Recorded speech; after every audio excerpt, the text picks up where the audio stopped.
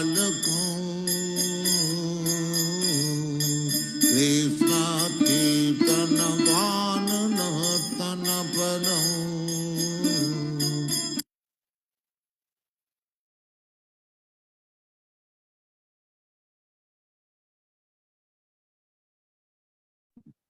तो जी दंडवत प्रणाम, हरे कृष्णा। वेलकम टू अतुल कृष्ण प्रभु जी की जय, भक्तों की जय, प्रभुपाद जी की जय, समर सिंधु की जय, रूप गोस्वामी महाराज की जय।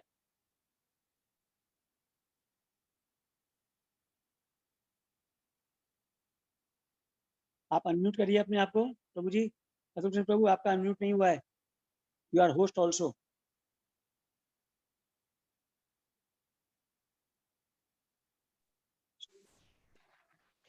Is it now clear?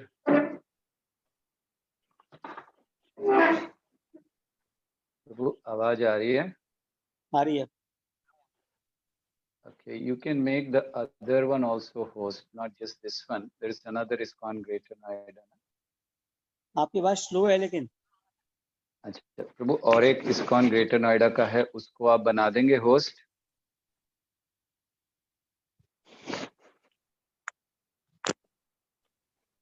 Hare Krishna.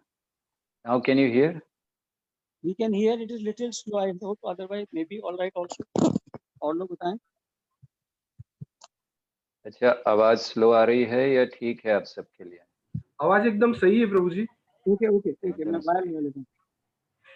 अच्छा प्रभु, जो होस्ट करना है इसको दूसरे को भी होस्ट बना दीजिए जरा। किसे बनाना है प्रभु जी? अभी जिस पे फोटो आ रही है उससे अलावा और एक ISKCON ग्रेटर नोएडा होगा जी। ठीक है प्रभु जी।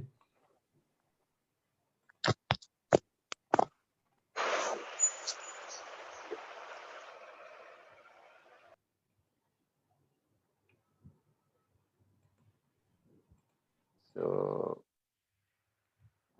शेयर करने के लिए इजी होगा, स्क्रीन शेयर कर सकेंगे हम उससे।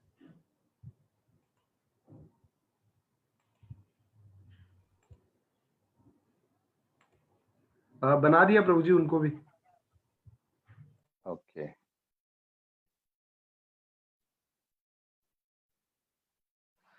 ठीक है। सो राधाचरण प्रभु, कैन वी स्टार्ट?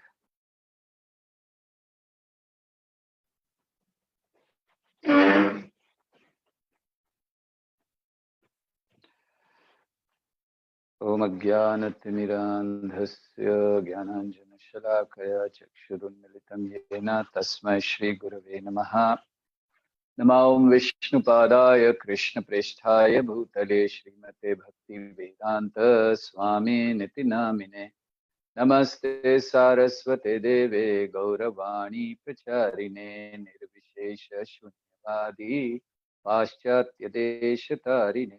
जय श्री कृष्ण चैतन्य प्रभु नित्यानंद श्री अद्वैत गदाधर श्रीवासादि गौर भक्त वृंद। हरे कृष्णा कृष्णा कृष्णा हरे हरे, हरे राम राम राम हरे हरे। हरे कृष्णा। तो आप सबका स्वागत है और बहुत बहुत धन्यवाद। सूरत के भक्तों से काफी समय बाद मिल रहे हैं। आप सबके कुछ लोगों के दर्शन आप में से हो रहे हैं, तो आभारी हैं आप सबके। एंड आई थिंक और भी स्थानों से हैं, उदयपुर से मायापुर धाम प्रभु के दर्शन हो रहे हैं। हरे कृष्णा। और बहुत सारे डिवोटीज हैं यहाँ पर। गौरांग प्रिय प्रभु हरे कृष्णा। तो धन्यवाद आप सबका। और ऐसा प्रतीत हो रहा है कि हम सूरत में हैं और फिर से क्लास आप सबको दे रहे हैं। सो आज हम लोग से भक्ति रसामृत सिंधु इसका ओवरव्यू, या पूरा तो नहीं कर पाएंगे समय की कमी के कारण, लेकिन उसकी मुख्य बातों को हम लोग चर्चा करेंगे। ताकि जो ग्रंथ में है भक्ति रसामृत सिंधु में प्रभुपाद जी ने जो दिया है उसको हम लोग अच्छी तरह से समझ सकें। तो आशा करते हैं आप सबके पास ये बुक होगी भक्ति रसामृत सिंधु, और जिनके पास नहीं है वो कृपया कल से लेकर आइएगा, क्योंकि इस बुक के आधार पर ही जो प्रभुपाद ने लिखा है उसके आधार पर ही हम लोग चर्चा करेंगे। जब हम लोग भक्ति शास्त्री कोर्स करते हैं तो भक्ति शास्त्री कोर्स करने का मूल उद्देश्य है श्रील प्रभुपाद के द्वारा दिए गए निर्देशों को या उपदेशों को समझने का प्रयास करना। तो इसीलिए इसको हम लोग करेंगे। तो आप सबके पास ये ग्रंथ होना चाहिए कृपया, तो अच्छा रहेगा। ओके, सो प्रारंभ करते हैं। अभी इसके पहले षड गोस्वामी अष्टकम चल रहा था, तो बड़ी अच्छी शुरुआत है वो।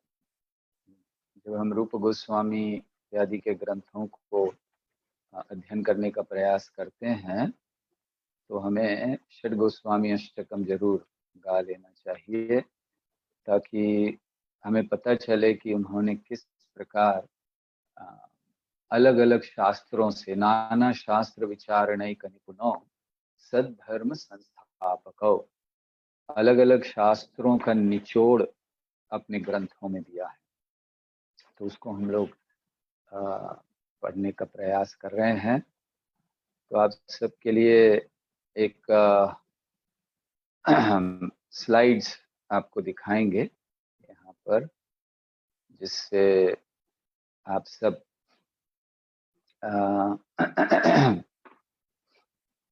अच्छी तरह इस ग्रंथ को समझ सकें। तो अब प्रारंभ करते हैं इस ग्रंथ की चर्चा।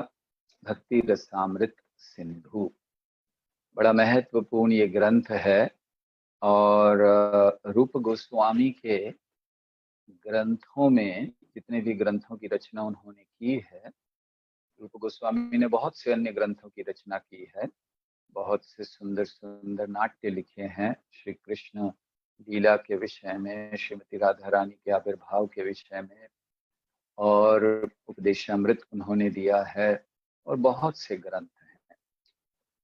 लेकिन उन सारे ग्रंथों में भक्ति रसामृत सिंधु ये बहुत श्रेष्ठ या उनका मास्टरपीस माना जाता है। कहना चाहिए कि सर्वश्रेष्ठ ग्रंथ जो उन्होंने लिखा वो भक्ति रसामृत सिंधु था, और वो भी इसलिए क्योंकि चैतन्य महाप्रभु की ये इच्छा थी कि रूप गोस्वामी इसको प्रदान करें, और इसीलिए ये ग्रंथ बहुत महत्वपूर्ण ग्रंथ है हम सबके लिए। तो इसकी चर्चा प्रारंभ करते हैं। जैसे इस ग्रंथ में आप देखेंगे प्रारंभ में सबसे पहले प्रारंभ कर रहे हैं आमुख से। इसमें 6 गोस्वामियों को प्रणाम करके ये ग्रंथ प्रारंभ हो रहा है। जैसे हम कह रहे थे, तो इसको हम लोग पढ़ लेते हैं। ये जो नाना शास्त्र विचारणैक है, ताकि हम प्रणाम कर सकें 6 गोस्वामियों को, रूप सनातन इत्यादि, कि इस ग्रंथ को कहने की शक्ति और इस ग्रंथ को समझने की शक्ति वे हमें प्रदान करें। तो इसीलिए इस ग्रंथ को अभी पढ़ने से पहले इसको कहेंगे। आप सब साथ में दोहराइए। नाना शास्त्र विचारणैक निपुणो सद्धर्म संस्थापको लोकानां हितकारिणो त्रिभुवने मान्यो शरण्याकरो राधा कृष्ण पदारविंद भजना नंदेन मत्तालिको वंदे रूप सनातन रघुयुगो जीव गोपालको। तो हम प्रणाम करते हैं 6 गोस्वामियों को, रूप गोस्वामी, सनातन गोस्वामी, रघुनाथ भट्ट गोस्वामी, रघुनाथ दास गोस्वामी, जीव गोस्वामी और गोपाल भट्ट गोस्वामी को, जिन्होंने क्या किया है, नाना शास्त्र विचारणैक निपुणो, बहुत से शास्त्रों में उन्होंने खोज की, नाना शास्त्र विचारणैक, सबसे विचार किया और क्या खोज करके क्या निकाला, सद्धर्म संस्थापको, धर्म के सच्चे सिद्धांतों को उन्होंने स्थापित किया। पुराण, वेद, शास्त्र जितने भी हैं, ये सारे वेद, उपनिषद, संहिताएं, पुराण, इनमें बहुत कुछ दिया गया है और इसको समझना, इसमें से सच्चे धर्म को निकालना बहुत कठिन है और वो कार्य इन्होंने किया है। क्यों कठिन है? महाभारत में कहा गया है, तर्को प्रतिष्ठः श्रुतयो विभिन्न, नैको ऋषियस्य मतम प्रमाणम, धर्मस्य तत्वम निहितम गुहाय महाजनो येन गतः सपन्था। कि बहुत सारे तर्क अप्रतिष्ठ श्रुतयो विभिन्ना, तर्क के द्वारा किसी चीज को स्थापित करना, श्रुतयो पुराणों में, शास्त्रों में बहुत सी बातें कही हैं और नैको ऋषि यस्य मतम प्रमाणम, अलग अलग ऋषि अपना अपना मत देते हैं और हर एक का भिन्न होता है। तो कैसे समझें सद्धर्म क्या है? इसीलिए धर्मस्य तत्वम निहितम गुहाय, धर्म के तत्व को एक गुफा में छुपा दिया है भगवान ने। शास्त्र तो बहुत सारे दे दिए, क्यों सीधे सीधे सद्धर्म नहीं दिया भगवान ने? जैसे शंकराचार्य जी कहते हैं, एकम शास्त्रम देवकी पुत्र गीतम, एको देवो देवकी पुत्र एव, एको मंत्रस्य तस्य नामानि यानि, कर्माप्य एकम तस्य देवस्य सेवा। तो ये शंकराचार्य जी की इच्छा है। कौन शंकराचार्य? जिन्होंने सारे शास्त्रों को बहुत अच्छी तरह से, अथॉरिटी माने जाते हैं शास्त्र की, वो कहते हैं एकम शास्त्रम देवकी पुत्र गीतम, भगवत गीता होनी चाहिए, फिर और क्यों जरूरत है इतने सारे शास्त्र की? और एक ही देव होने चाहिए, श्री कृष्ण, एक ही मंत्र होना चाहिए, हरे कृष्णा कृष्ण कृष्ण हरे हरे, हरे राम राम राम हरे हरे। और वो कहते हैं कि एक ही कार्य होना चाहिए जीव का, तस्य देवस्य सेवा, भगवान की सेवा। लेकिन है नहीं, भगवान ने बहुत कुछ दिया। क्यों? अलग अलग प्रकार के लोग हैं, उनकी भावनाओं को, उनके स्वभाव को, उनके गुणों को ध्यान में रखते हुए, उनकी इच्छाओं को ध्यान में रखते हुए भगवान ने अलग अलग शास्त्र दिए।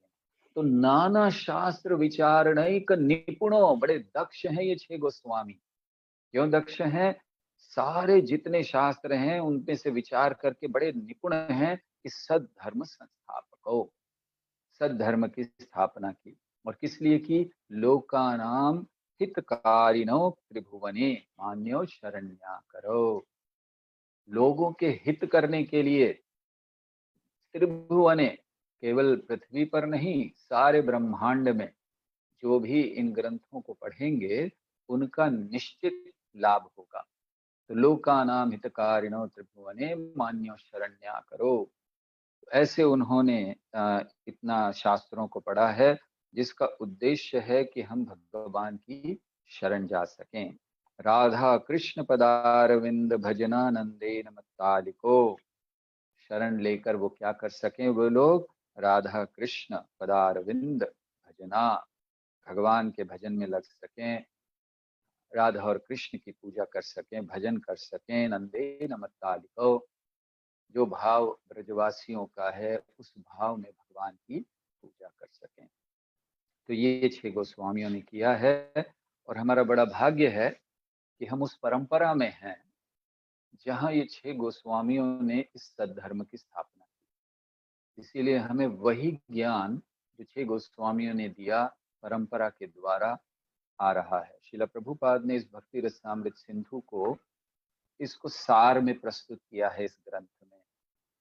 इसमें श्लोक नहीं लिए प्रभुपाद ने, लेकिन जो श्लोक लिखे हैं रूप गोस्वामी ने, उसको सरल भाषा में हमारे लिए प्रस्तुत किया।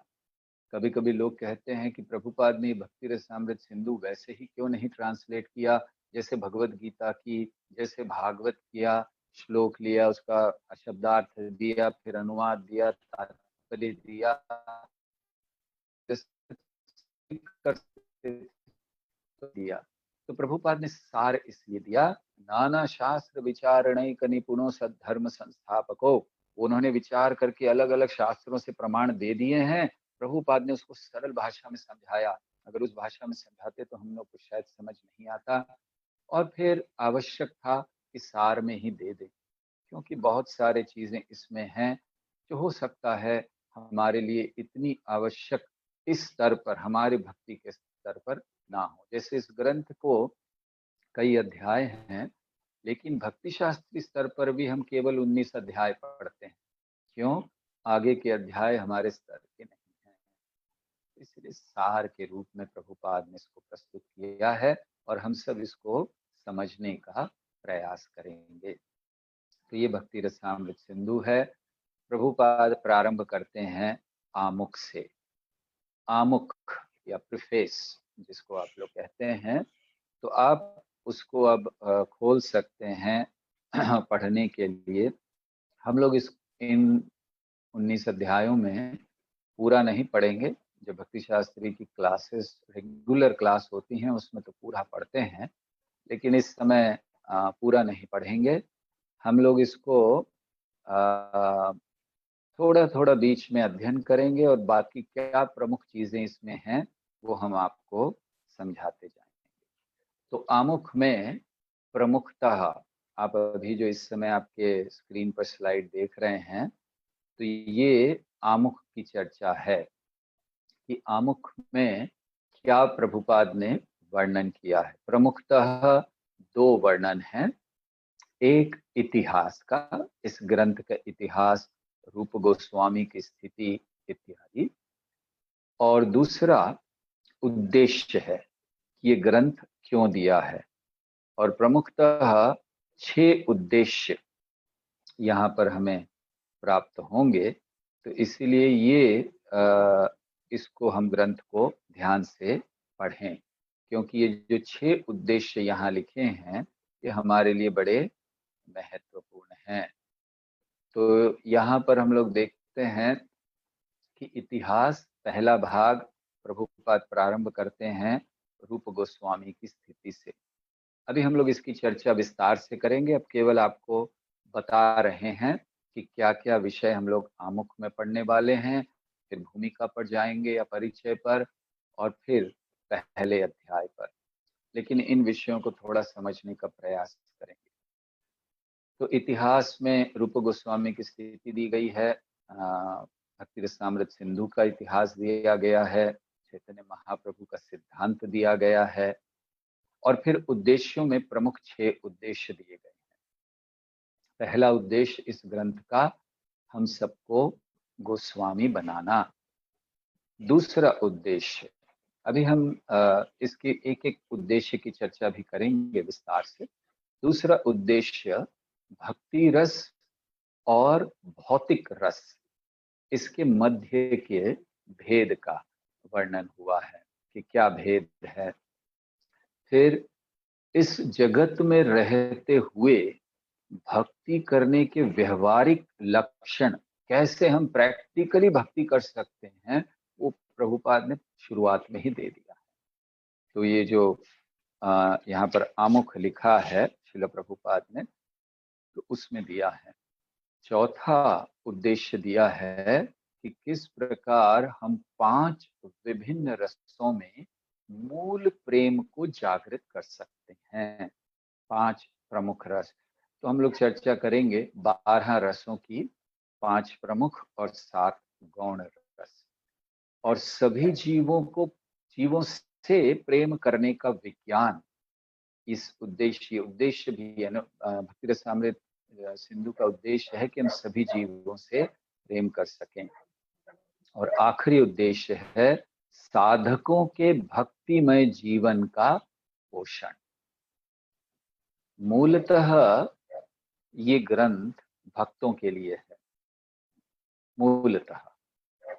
और ये ग्रंथ वैसे तो भक्तों के लिए है, और भी लोग अध्ययन करेंगे जो भक्त नहीं हैं, लेकिन एक चेतावनी आपको हम देना चाहते हैं, हम आगे देना चाहते थे, हम पहले ही दे देते हैं।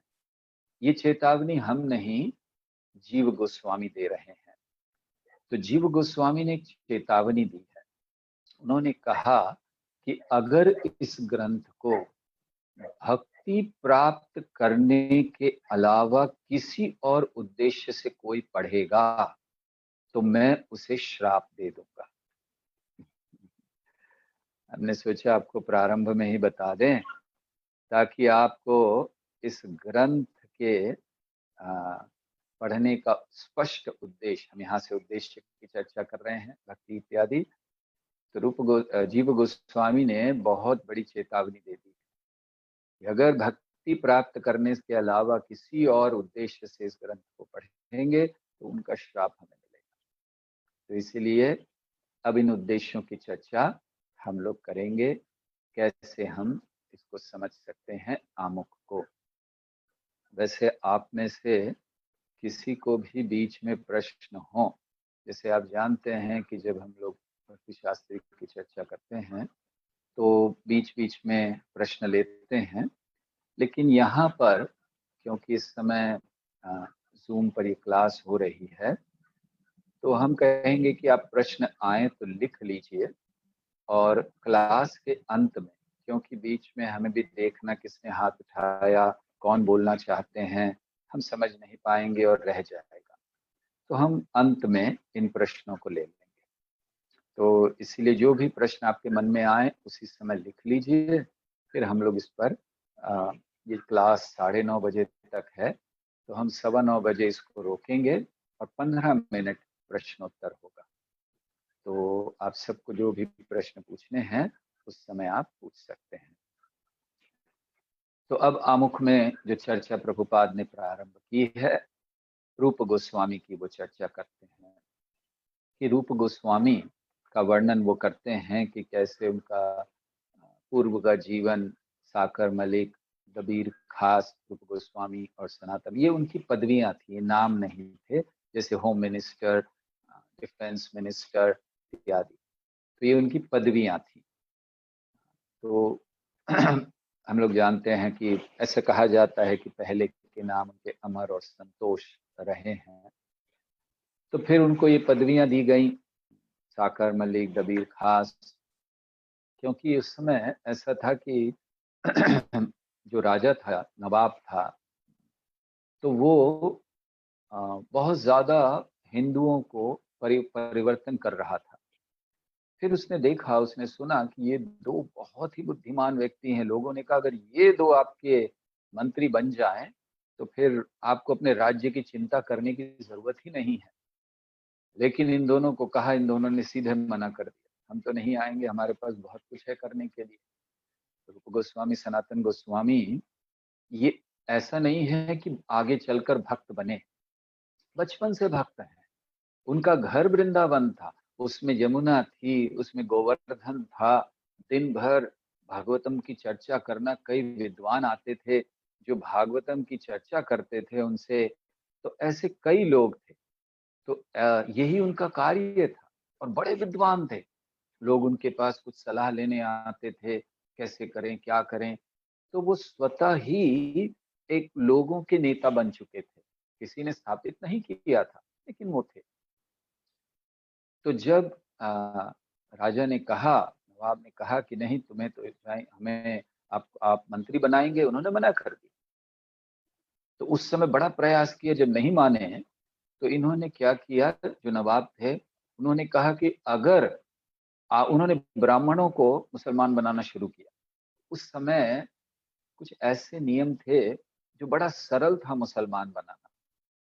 जैसे मान लीजिए किसी मुसलमान ने जल पीकर वो जल आपके ऊपर थूक दिया, फेंक दिया, तो आप मुसलमान हो गए।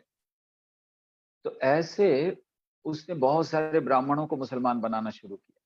तो रूप गोस्वामी, सनातन गोस्वामी जो उस समय थे, उन्होंने सोचा कि इस तरह तो ये सारा परिवर्तन हो जाएगा, और केवल इसलिए कि हम लोग उसको स्वीकार नहीं कर रहे हैं, हम उसके मंत्री नहीं बन रहे हैं। तो उसने कहा अगर आप मंत्री बन जाओगे तो मैं ये बंद कर दूंगा, ये परिवर्तन। तो ब्राह्मणों की रक्षा के लिए इन्होंने मंत्री बनना स्वीकार किया।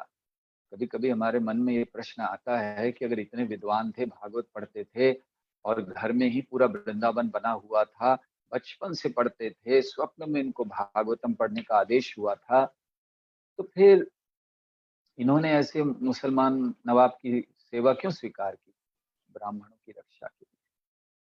तो फिर ये दोनों उनके अधीन रहने लगे। प्रभुपाद लिखते हैं कि कैसे वो रहे। और फिर आगे चलकर जब चैतन्य महाप्रभु आए रामकेली में, तब चैतन्य महाप्रभु से ये मिले, रूप गोस्वामी और सनातन गोस्वामी। और कैसे मिले? दंत तृणधरी, बहुत नम्रता से। हालांकि इतने विद्वान थे, अब तो राजा के भी बड़े मंत्री हो चुके थे, धनवान थे, विद्वान थे, सब कुछ था, लेकिन जब महाप्रभु से मिले तो बड़ी नम्रता से। और उन्होंने कहा कि लोग कहते हैं कि हम लोग बड़े ज्ञानी हैं, हमें बड़ा ज्ञान है, लेकिन हम तो ये भी नहीं जानते कि हम हैं कौन, और ये तीन ताप हमें क्यों सता रहे हैं।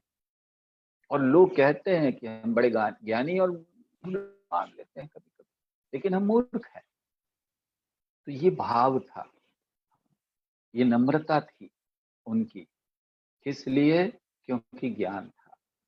ज्ञान नम्रता की ओर ले जाना चाहिए। अगर ज्ञान अहंकार की ओर ले जा रहा है तो वो ज्ञान नहीं, अज्ञान है। सच्चा ज्ञान नम्र बनाता है व्यक्ति को। और नम्रता कैसी? दिखावे की नम्रता नहीं। नम्रता वो जो श्री कृष्ण को हृदय में स्थापित होने का स्थान दे। सच्ची नम्रता वो है कि हम अपने हृदय को इतना नम्र, इतना कोमल बनाएं, जहां श्री श्री राधा और कृष्ण आकर विराजमान हो सकें। तो ऐसे ये रूप गोस्वामी और सनातन गोस्वामी के उदाहरण से हम देखते हैं। और फिर महाप्रभु ने उद्धार किया। आगे चलकर रूप गोस्वामी पहले घर से बाहर चले गए। अब उन्होंने सोच लिया कि अब महाप्रभु आए हैं, अब भगवान आ गए हैं, अब हमें ये राजा की भी कोई चिंता नहीं, अब वही सबका उद्धार करेंगे। तो दोनों ने निश्चय कर लिया कि अब हम छोड़कर बस महाप्रभु के साथ रहेंगे। लेकिन दोनों एक साथ छोड़ेंगे तो वहां थोड़ी सी तकलीफ हो सकती है। तो रूप गोस्वामी ने निश्चय किया और रूप गोस्वामी चल दिए। अब सनातन गोस्वामी यहीं रहे थे। ये कथा हम लोग जानते हैं कि कैसे बाद में सनातन गोस्वामी आए, हम विस्तार में नहीं जा रहे हैं।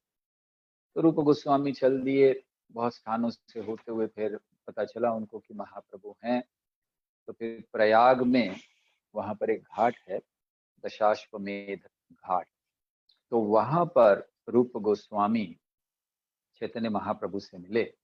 वर्णन है कि वो जब गए तो उन्होंने देखा कि बहुत सारे लोग महाप्रभु के आसपास है। रूप गोस्वामी दूर ही रहे, अपने आप को बड़ा नीच मान रहे थे। नम कि मैंने एक मुसलमान की नौकरी कर ली, मैं तो, नाम भी, मेरा टाइटल भी हो गया था, मुझे पदवी दे दी गई थी, तो मैं तो बड़ा पतित हूँ, इन वैष्णवों के बीच बैठने की मेरी योग्यता नहीं है।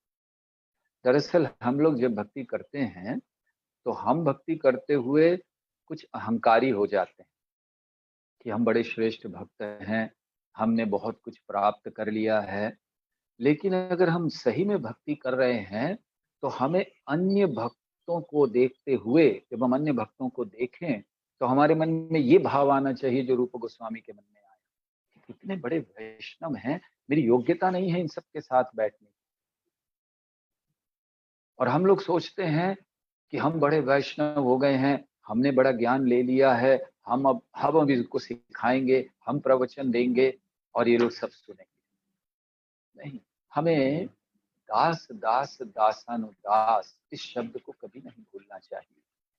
और जब वैष्णवों के बीच में आए तो कभी अपने आप को योग्य नहीं मानना चाहिए। हमेशा ये मानना चाहिए कि मैं अयोग्य हूँ।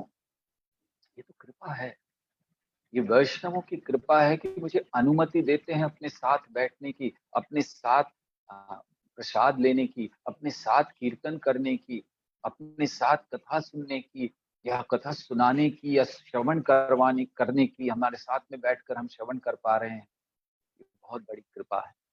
ये भाव हम रूप गोस्वामी से सीखते हैं। तो इसीलिए हर एक भक्त को, क्योंकि हम लोग रूपानुग हैं, प्रभुपाद लिखते हैं, रूपानुग मतलब हम रूप गोस्वामी का अनुगमन करने वाले हैं। तो हम जब रूपानुग हैं तो उनके आचरण से हम सीखें। आज तो संक्षेप में कह रहे हैं, किसी दिन उनके जीवनी को कहेंगे, प्रारंभ से जीवन के उन्होंने हमें शिक्षाएं देना शुरू कर दिया था। तो रूप गोस्वामी बड़ी नम्रता से दूर खड़े हैं और बहुत समय बाद फिर वो मिले महाप्रभु से। तो महाप्रभु ने 10 दिन तक रूप गोस्वामी को दशाश्वमेध घाट पर प्रवचन दिया और बहुत से कुछ भक्ति का विषय बताया। ये रूप शिक्षा चैतन्य चरितामृत में एक बहुत मधुर अध्याय है, उसमें आता है, या फिर जो एक ग्रंथ पब्लिश हुआ है चैतन्य महाप्रभु की शिक्षाएं, टीचिंग्स ऑफ लॉर्ड चैतन्य, तो उसमें वो संवाद आता है। बहुत विस्तार से क्या क्या समझाया रूप गोस्वामी को, और उन्हीं शिक्षाओं को लेकर रूप गोस्वामी ने ये भक्ति रसामृत सिंधु की रचना की है। तो प्रभुपाद कहते हैं यहाँ पर कि अभी ये जो कृष्ण भावनामृत आंदोलन है, ये रूप गोस्वामी की अध्यक्षता में कार्य करता है, क्योंकि रूप गोस्वामी पर विशेष कृपा हुई चैतन्य महाप्रभु की। श्री चैतन्य मनोभीष्टम स्थापितम येन भूतले, और इसीलिए रूप गोस्वामी को श्रेष्ठ माना गया सारे गोस्वामियों में से। तो रूप गोस्वामी ने इस ग्रंथ की रचना की। तो अब इस ग्रंथ में आगे प्रभुपाद आमुख में वर्णन करते हैं रूप गोस्वामी का वर्णन करने के बाद कि किस प्रकार चैतन्य महाप्रभु का क्या सिद्धांत है। ये थोड़ा सा हिंदी के फॉन्ट में थोड़ी सी गलती हुई है, आप लोग उसको ध्यान में दीजिए। तो चैतन्य महाप्रभु का क्या सिद्धांत है उसका वर्णन करते हैं। चैतन्य महाप्रभु कहते हैं कि गोस्वामी अर्थात जो भक्त है, जिसने अपनी इंद्रियों को वश में किया है, ये ब्राह्मण सभ्यता की सर्वोच्च स्थिति है। जो कृष्ण वेत्ता है और कृष्ण सेवा में संलग्न है, वो ब्राह्मण से श्रेष्ठ है। फिर वो किसी भी कुल का हो, किसी भी जाति का हो, कोई फर्क नहीं पड़ता, क्योंकि यही भागवत वो भगवत गीता का सिद्धांत है। प्रभुपाद कहते हैं भगवत गीता में भी भगवान ने यही स्थापित किया, भागवत में भी यही सिद्धांत है कि जो भगवान की भक्ति में लगा है, चाहे कितना ही नीच क्यों ना हो, शुद्धयंती किराठुनान्द्र पुलिंद पुलकशा आभीर शुंभायवनाक सादयः ये अन्ये च पापा यदपाश्रयाश्रया शुद्धन्ति तस्मै प्रभवेष्णवे नमः। शुद्ध हो जाता है कोई भी, किराट हुनांद्र पुलिंद पुलकशा, कोई भी नीचे कितना ही पापी क्यों ना हो, अगर वो कृष्ण वेत्ता है और कृष्ण सेवा में संलग्न है। और इसीलिए इस भक्ति रसामृत सिंधु के द्वारा सभी को गोस्वामी पद तक उठाने का प्रयास रूप गोस्वामी कर रहे हैं, चैतन्य महाप्रभु के द्वारा दिए गए सिद्धांत से। आगे प्रभुपाद वर्णन करते हैं इस आमुख में 2 प्रकार के रसों का, भौतिक रस और भक्ति का रस। ये 2 रसों का वर्णन प्रभुपाद ने किया। विशेषतः भक्ति का रस, क्योंकि ये भक्ति रस अमृत सिंधु है। तो इसलिए अब प्रारंभ कर रहे हैं उसको समझाना। पहले बताया रूप गोस्वामी ने इसको दिया, चैतन्य महाप्रभु के सिद्धांत को बताया, और अब भक्ति रस अमृत सिंधु, भक्ति रसामृत सिंधु का वर्णन कर रहे हैं। तो भक्ति रस का वर्णन करने में प्रारंभ करते हैं। 2 प्रकार के रस हैं, एक भक्ति और दूसरा भौतिक रस। दरअसल 2 ही रस हो सकते हैं इस जगत में, या 2 ही प्रकार के लोग हो सकते हैं जिनको हम समर्पण करें, एक कृष्ण, दूसरा माया। तो जब कृष्ण को समर्पण करते हैं और उसमें जो आनंद आता है वो भक्ति रस कहलाता है। जो माया को समर्पण करते हैं उसमें जो आनंद आता है वो भौतिक रस कहलाता है। उसमें भी आनंद है, ऐसा नहीं है कि भौतिक जगत का आनंद नहीं है, क्योंकि अगर भौतिक जगत में आनंद नहीं होता तो लोग इतना भौतिकता में नहीं लगे होते, लेकिन वो भी एक रस है। तो उस दोनों रसों की तुलना श्रील प्रभुपाद करते हैं। तो जो सांसारिक रस है, जो इंद्रिय तृप्ति से आता है, उसके विषय में प्रभुपाद बताते हैं कि ये जो रस है इसमें दो दोष हैं। पहला, ये स्थिर नहीं है, चपल सुख है। हम लोग भजन भी गाते हैं ना कि चपल सुख लब लागिरे, कि इस चपल सुख के लिए जो रहने वाला नहीं है, हम बहुत सारा प्रयास करते हैं। कृपण दुर्जन, ऐसे लोगों की सेवा करते हैं जो कृपण हैं, दुर्जन हैं, इसलिए चपल सुख लब लागिरे। तो जो भौतिक सुख है ये चपल सुख है। चपल मतलब रहता नहीं है एक जगह, स्थिर नहीं रहता, चंचल कह देना चाहिए। जैसे लक्ष्मी है, उनका एक नाम है चंचला। तो क्यों? वो एक स्थान पर कभी नहीं रहती। तो जो सुख है ये चपल सुख है, पल भर में बदल जाने वाले सुख को चपल सुख कहते हैं। और दूसरा दोष इस भौतिक सांसारिक सुख का है कि इसमें संतुष्टि नहीं होती। व्यक्ति कभी भोग करता है, कभी त्याग करता है। प्रभुपाद समझाते हैं कि बहुत समय काम करते हैं, फिर शनिवार रविवार को कहीं घूमने जाते हैं, उसमें भी फिर वहां संतुष्टि नहीं, फिर से आ जाते हैं काम करने। जैसे पेंडुलम होता है, इधर से उधर, इधर से उधर, ऐसे है। भोग त्याग, भोग त्याग, ये भौतिक रस है। और कभी कभी यही रस का आस्वादन हम भक्ति में भी कर लेते हैं क्योंकि अभी तक बाहर नहीं गए हैं भौतिकता से, इसीलिए भक्ति में भी तीव्रता और फिर ढीले हो जाना, ढीलापन, तीव्रता ढीलापन, तीव्रता ढीलापन। पुरुषोत्तम महीना आता है, हम सोचते हैं चलो सब जल्दी सुबह सुबह उठना है, सबको करना है, जल्दी उठते हैं, सब करते हैं, और जैसे ही कुछ दिन समाप्त हो जाते हैं, फिर वही पुनः मूषिक भवा। तो ये भौतिक सुख है। और अंततः ये सुख, तो दो दोष हैं इस सुख के, चपल सुख और भोग त्याग, ये प्रभुपाद समझाते हैं। और अंततः मृत्यु के द्वारा ये बाधित होता है। चाहे कितना ही आप सुख ले लीजिए, अंत में तो समाप्ति हो जाएगा। मृत्यु के समय तो किसी को सुख नहीं होता, कोई भौतिकवादी सुखी नहीं होता, क्योंकि बड़ा दुख होता है। क्या क्या जा रहा है, उसको लगता है अरे मेरे बच्चों का क्या होगा, मेरी पत्नी का क्या होगा, मेरे धन का क्या होगा। मैंने अभी नई नई जमीन खरीदी थी, वहां बिल्डिंग बनानी थी, पता नहीं क्या होगा। ये सारी बातें, भौतिक सुख, संतुष्टि नहीं है। लेकिन मृत्यु पे बाधित हो जाता है, बढ़ा नहीं सकते उसके आगे। ये नहीं कर सकते कि ठीक है कोई बात नहीं, मर रहा हूं ना, अगले जन्म में आके इस बिल्डिंग को पूरा करूंगा। बिल्कुल नहीं, वो सुख समाप्त। और अगले जीवन में मनुष्य जन्म लेने की निश्चितता नहीं है भौतिक सुख की। ये हमारे लिए बहुत बड़ा खतरा है। कर्म बंधन ये मनुष्य जीवन का सबसे बड़ा खतरा है। और इसीलिए अगले जन्म में जो भौतिक सुख की कामना करते हैं, अगले जन्म में निश्चित नहीं है कि ये मनुष्य जीवन ही लेंगे। हो सकता है ना ले, हो सकता है पशु बने, हो सकता है क्या, कह देना चाहिए कि बनेंगे ही। क्योंकि जो पशु की तरह कार्य करेगा, भगवान कहेंगे क्यों मनुष्य जीवन में रह रहे हो, कष्ट ले रहे हो, जाओ पशु बनो। तो ये भौतिक सुख या संसारी सुख है। अब आगे भक्ति के सुख की भी बात कर लेते हैं, या भक्ति के रस की। तो भक्ति रस क्या है? निरंतर आस्वादित किया जा सकता है, इसीलिए इसको अमृत कहा है। भक्ति रस अमृत सिंधु, तो निरंतर आस्वादित किया जा सकता है। अमृत कभी मरता ही नहीं है, तो ये अमृत है।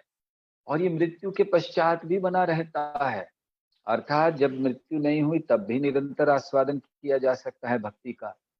कोई कह सकता है कि नहीं नहीं, ये नहीं हो सकता, भौतिक सुख भी थोड़े समय आस्वादन करते हैं, फिर जब दुख आता है, कष्ट आता है, तो भौतिक सुख नहीं होता। इसी तरह भक्ति में भी थोड़ा बहुत व्यक्ति भक्ति में जब अच्छा रहता है, अच्छी स्थिति में आनंद लेता है। जब भक्ति में कष्ट आते हैं, दुख आते हैं, तो फिर कहाँ वो आनंद लेता है। ये अंतर है, भेद है। जब एक ऐसे व्यक्ति के जीवन में जो भक्ति नहीं कर रहा, उसके जीवन में कष्ट आते हैं, तो उसका आनंद रुक जाता है, खत्म, बंद। लेकिन जब भक्त के जीवन में कष्ट आते हैं, दुख आते हैं, उसका आनंद और बढ़ जाता है। ये भक्त भी कभी कभी नहीं समझ पाते, लेकिन वो आनंद बढ़ जाता है। कैसे? बड़ा दुख होता है, कोई कारण हो जाता है, भक्ति में कोई अपमान हो जाता है, भक्तों से मतभेद हो जाता है, कोई बहुत प्रिय भक्त कहीं दूर चले जाते हैं या वो छोड़कर चले जाते हैं, बहुत वक्त दुख, बड़ा कष्ट होता है, हमें लगता है क्या किया भगवान ने, ऐसे क्यों किया। लेकिन एक चीज देखिए कि उसी समय में भगवान का स्मरण कितना तीव्र हो जाता है। इतना हम भगवान को बार बार वैसे नहीं कहते। रोज के दिनों में क्या आप कभी कहते हैं कि भगवान ने ऐसा क्यों किया, भगवान ने ऐसा क्यों किया? लेकिन जब कष्ट होता है तो 24 घंटा हम ये कहते हैं कि भगवान ने ऐसा क्यों किया। कहने का तात्पर्य ये है कि 24 घंटा भगवान का स्मरण होता है। और भगवान का स्मरण किसी भी रूप में क्यों ना हो, गोप्य कामात् भयात् कंसो द्वेषात् चेदादयो नृपः। संबंधा तो चाहे द्वेष से हो, संबंध से हो, भय से हो, क्रोध से हो, भगवान का स्मरण हो गया, मुक्ति के पथ पर हैं। और वो दरअसल एक आनंद लाता है। तो इसीलिए भक्त के जीवन में कष्ट भी आनंद देता है। इसीलिए इस जीवन में भी निरंतर आस्वादन होता है, जैसे आप देख रहे हैं आपके स्क्रीन पर, और मृत्यु के पश्चात भी। क्यों मृत्यु के पश्चात होता है? मृत्यु के पश्चात तो बिल्कुल नहीं होना चाहिए। हम तो जैसे देखते हैं कि भौतिक सुख है, मर गए, अब शरीर दूसरा लेंगे। तो भक्ति में भी तो हम शरीर दूसरा लेंगे। ऐसा तो नहीं है कि हम सब अभिमुक्त होने वाले हैं। तो फिर हाँ, भले शरीर बदल जाए, लेकिन भक्ति बनी रहेगी, भाव बना रहेगा। और इसका उदाहरण हम लोग अपने जीवन में देख सकते हैं। प्रारंभ में हमने जीवन जिया, कई हम में से कई लोगों ने, आप सब में तो नहीं जिया होगा, आप सब तो बहुत श्रेष्ठ भक्त हैं। लेकिन हमारी अपनी बात करें तो हम लोगों ने तो बड़ा ऐसा जीवन जिया जहाँ भक्ति, शुद्ध भक्ति का कोई प्रमाण नहीं था कि हम कभी जीवन में भक्ति करेंगे। हाँ, एक धार्मिक जीवन बस। लेकिन अचानक जीवन में बदलाव आए, और इतना बदलाव आए कि फिर पूर्ण भक्ति का जीवन हो गया। और अचानक कुछ नहीं होता, तो कहीं ना कहीं पूर्व जन्म में इस भक्ति को किया होगा, तभी अब बनी हुई है। और जैसे ही हम फिर से उसके संपर्क में आए, वही चेतना पुनः जागृत हो गई, वही रस पुनः आने लगा। कौन सा रस? जिसको हम पहले आस्वादन कर रहे थे। तो इसीलिए ये मृत्यु के पश्चात भी निरंतर बना रहता है। और इसको भगवान भगवत गीता में गारंटी देते हैं कि आपको कुछ नहीं होने वाला, आप चिंता नहीं करो। थोड़ी भी भक्ति करोगे, स्वल्पमप्यस्य धर्मस्य त्रायते महतो भयात्। और अगले जीवन में कम से कम मनुष्य जन्म की तो निश्चितता है, ये निश्चित है। तो ऐसे प्रभुपाद इसको यहाँ पे समझाते हैं कि अगले जन्म में तो भक्ति रस की और वो प्रवृत्तियां बताते हैं, विभिन्न प्रवृत्तियां। पहला, ये मानव जीवन को शुभत्व प्रदान करता है, सभी प्रकार की बुरी चिंताओं से मुक्त करता है, दिव्य जीवन प्रदान करता है। साथ ही साथ भक्ति का रस भगवान का ध्यान आकृष्ट करता है। अभी हम भक्ति रसामृत सिंधु के पहले अध्याय में 6 लक्षण पढ़ने वाले हैं शुद्ध भक्ति के, और उनमें से एक लक्षण है श्री कृष्ण आकर्षणी। भक्ति भगवान को आकृष्ट करती है और फिर मुक्ति की भावना को उत्पन्न करता है। मतलब इस जगत को, इस भौतिक रस को त्यागने की भावना, और सभी उपाधियों से शुद्ध हो जाता है। हमारा सारा भौतिक जीवन उपाधियों में फंसा हुआ है।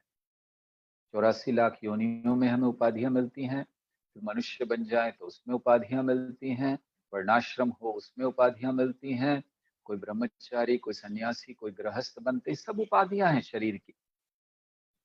आत्मा की उपाधि है वैष्णव, बाकी सब शरीर की उपाधियां हैं। और इसीलिए उन उपाधियों से शुद्ध हो जाता है व्यक्ति।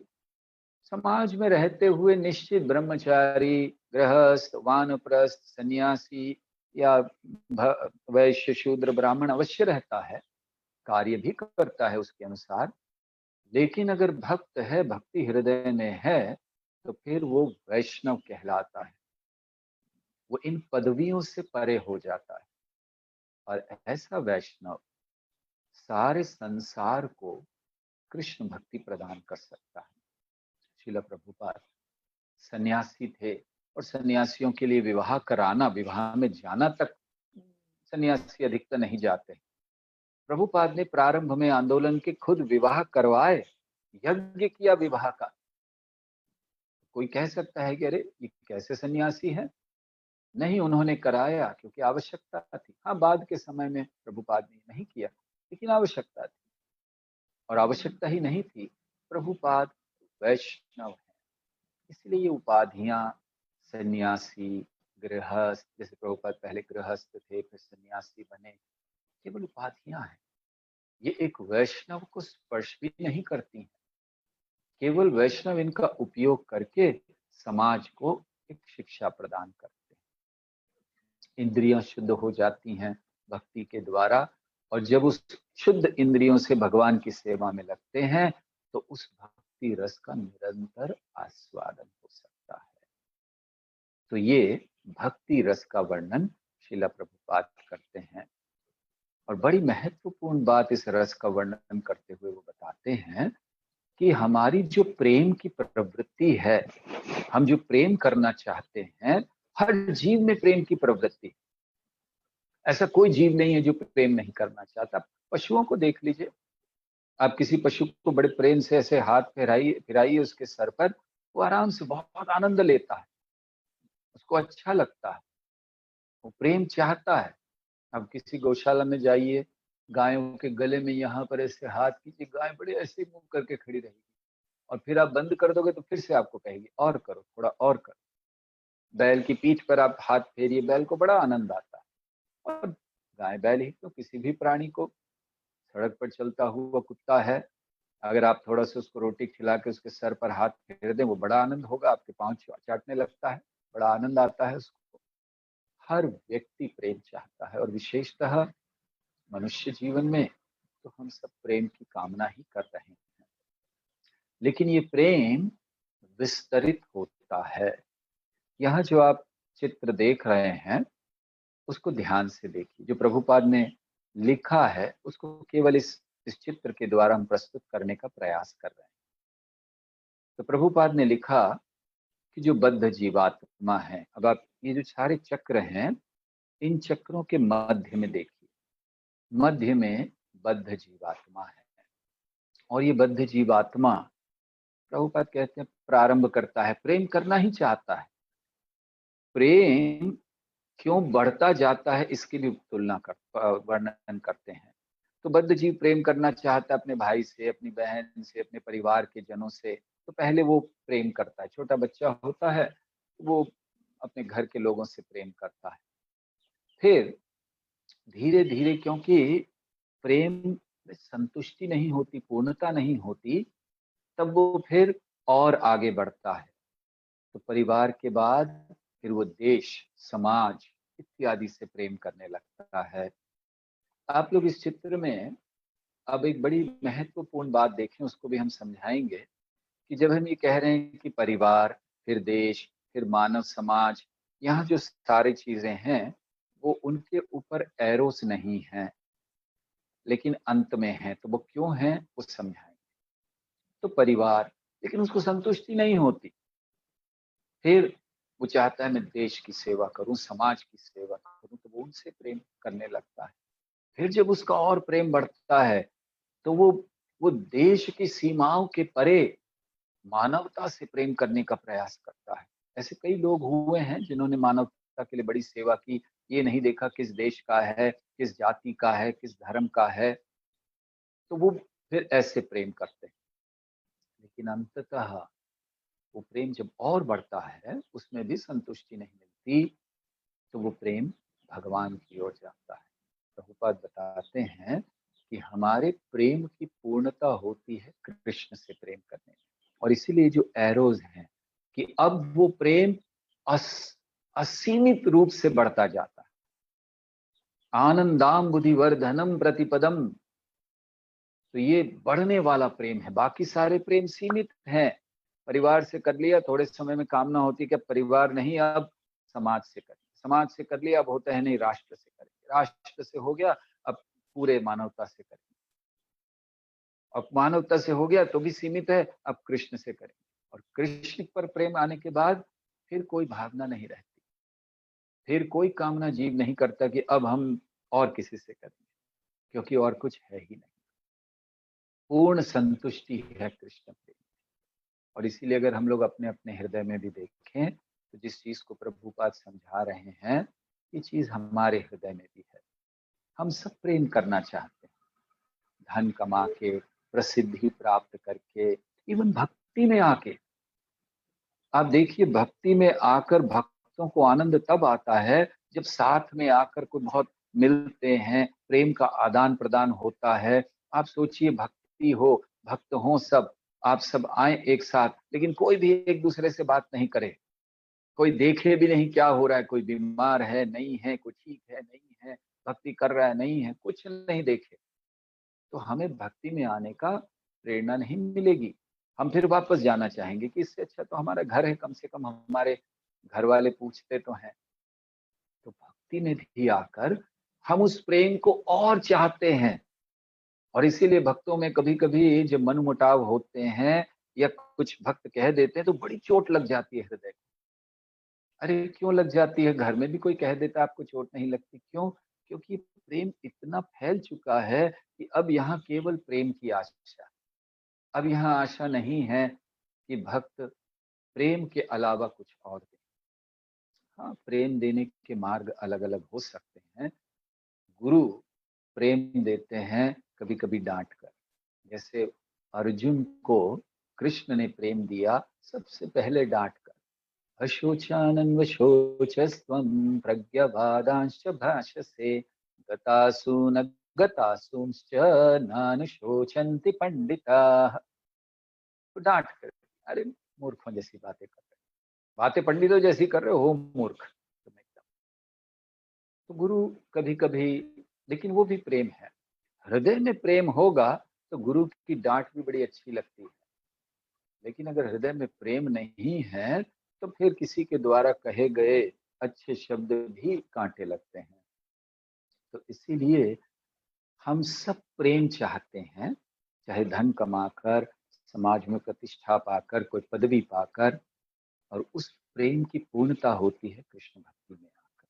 इसको प्रभुपाद यहाँ लिखते हैं। तो ये जो ग्रंथ है भक्ति रसामृत सिंधु, अब इसका वर्णन श्रीला प्रभुपाद ने कहा है, तो हम लोग इसको देखें कि ये क्या है भक्ति रसामृत सिंधु। तो अभी तक हमने जो चर्चा की, तो ये भक्ति रस अमृत सिंधु की चर्चा है। तो भक्ति क्या है? भक्ति का अर्थ है प्रेम, और वो प्रेम प्रकट होता है सेवा से। और सेवा का अर्थ है वो कार्य जो अपने किस प्रियतम को प्रसन्न करे, उसको सेवा कहते हैं। जिससे आप प्रेम करते हो उसको प्रसन्न करे, और उसे प्रेम की परिभाषा दी जाती है। तो ये प्रेम प्राथमिक अवस्था में परिवार, समाज, मानवता के लिए प्रकट होता है। फिर ये एक आगे मूलभूत इच्छा है जिसके बिना हम जी नहीं सकते। जैसे हम वर्णन कर रहे थे, हम हर कोई प्रेम चाहता है, लेकिन जब ये प्रेम कृष्ण से जुड़ता है तब वो पूर्णत्व को प्राप्त करता है, और ये भक्ति है। अगर आपके चित्र आप देख पा रहे हैं तो आप देखिए ये भक्ति है। और रस क्या है? रस, दो रसों का वर्णन हमने किया, भौतिक रस और भक्ति का रस। भौतिक रस चपल है, सुख चपल सुख है और स्वादहीन है, भोग त्याग करता रहता है। और भक्ति का सुख क्या है? वो ताजा है और शाश्वत है, हमेशा बढ़ता रहता है। और भी कई वर्णन हमने किए।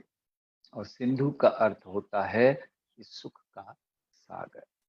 तो भक्ति रस अमृत सिंधु, भक्ति रसामृत सिंधु, ये जो ग्रंथ है ये प्रामाणिक ग्रंथ है, प्रभुपाद लिखते हैं।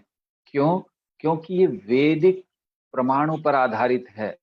कोई ये नहीं कह सकता कि अरे आपके स्वामी जी ने ये लिखा है, आपके सन्यासियों ने लिखा है, हम क्यों इसको स्वीकार करें, हम कैसे माने कि ये ग्रंथ शास्त्र है। तो ये ग्रंथ शास्त्र है क्योंकि शास्त्रों के आधार पर लिखा गया है। कभी कभी हमारे मन में आता है कि हम तो वेद पढ़ेंगे। हमें ध्यान है जब प्रारंभ में हम मंदिर गए थे, हम नए नए थे, तो हम मंदिर आया जाया करते थे। एक दिन मंदिर गए तो एक भक्त ने हमें कहा कि हम लोगों ने लाइब्रेरी खोली है, आप कुछ देखना चाहेंगे लाइब्रेरी में? हमने लगा कि मंदिर में लाइब्रेरी है, बड़ी अच्छी होगी, वेद होंगे, पुराण होंगे, उपनिषद होंगे। हमने कहा हाँ हाँ हम देखना चाहते हैं। तो वो हमें लाइब्रेरी में ले गए, लाइब्रेरी बनाई थी उन्होंने। तो हमने देखा कि लाइब्रेरी में सब जगह ज्यादा अधिकतर प्रभुपाद के ही ग्रंथ, ज्यादा ही प्रभुपाद के ग्रंथ। तो हम सब जगह देख रहे हैं प्रभुपाद के ग्रंथ, भागवतम थी सब, लेकिन प्रभुपाद के। तो हमने उन भक्त से कहा कि ये तो ठीक है, आप ये जो लाइब्रेरी आपने खोली है, लेकिन हम देख रहे हैं कि इसमें ज्यादातर आपके स्वामी जी के ही ग्रंथ हैं। तो वो भक्त एक्चुअली नए ब्रह्मचारी थे, ज्यादा कुछ कह नहीं पाए इस विषय में। तो हमने कहा कि ये तो सारे आपके स्वामी जी के ग्रंथ हैं, आपके पास वेद हैं तो दिखाइए, उपनिषद है तो दिखाइए। हमने कहीं से शब्द सुन लिए थे, वेद उपनिषद। हमने कहा कि वेद दिखाइए, उपनिषद दिखाइए। वो बेचारे समझा नहीं पाए, बोले नहीं नहीं हमारे पास तो यही है। हमने कहा नहीं, रुचि नहीं, चले गए वहां। तो ऐसा होता है कि हम लोग सोचते ये तो आपके ग्रंथ हैं, तो ये ग्रंथ हमारा नहीं है, ये प्रमाणिक ग्रंथ है। क्योंकि शास्त्रों में नाना शास्त्र विचार नहीं कर निपुणों, यहाँ से वहां से कोट लेकर उसको बनाया गया है। तो जिस बात को रूप गोस्वामी कहना चाहते हैं, जो महाप्रभु ने उनको समझाई, उसको शास्त्रों से प्रमाण देकर उन्होंने कहा है, इसीलिए ये भी शास्त्र ही है।